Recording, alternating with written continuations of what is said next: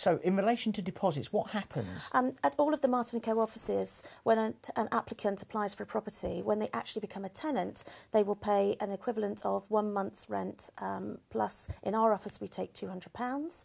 That will be in addition to 1 month's rent in advance. Some of the offices take 6 weeks and some of the offices take an equivalent to 2 months' rent. Okay. That's obviously in addition to the 1 month's rent in advance. Okay, and who actually gets the money? Me? No. Unfortunately, you don't. The deposit actually will be put with the custodial scheme. As of April 2007, there was new legislation introduced regarding tenancy deposits, which was there to protect the tenants from disputes at the end of tenancies, and also with regard to potentially landlords not providing with the correct information.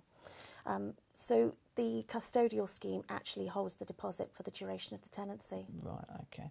And what can I use this money for? You can't actually use it for anything. The deposit belongs to the tenant, which is why it gets put into the custodial scheme. At the end of the tenancy, you can, of course, apply to have money deducted from the deposit, but it is a negotiating process between the agent on your behalf and the tenant. At the beginning of the tenancy, we'll have an inventory conducted, which will show the condition of your property. And at the end of the tenancy, we'll have a checkout conducted, which in effect is a spot the difference exercise.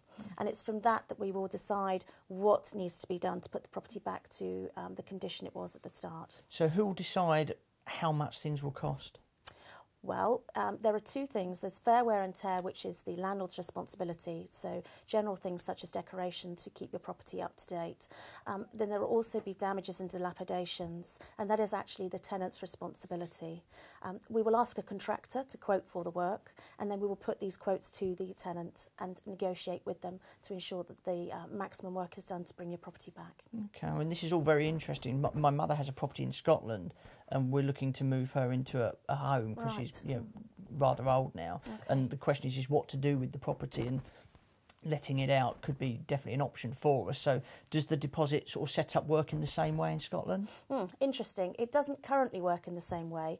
It will be, though. There is new tenancy deposit protection laws coming into Scotland too. It was hoping to be introduced in 2011, but the first scheme is not ready to launch as yet. So we're thinking that it's actually going to be launching in early 2012, and it will be run in a very similar manner to the England and Wales scheme, but currently they run in the manner that we used to run our deposits in.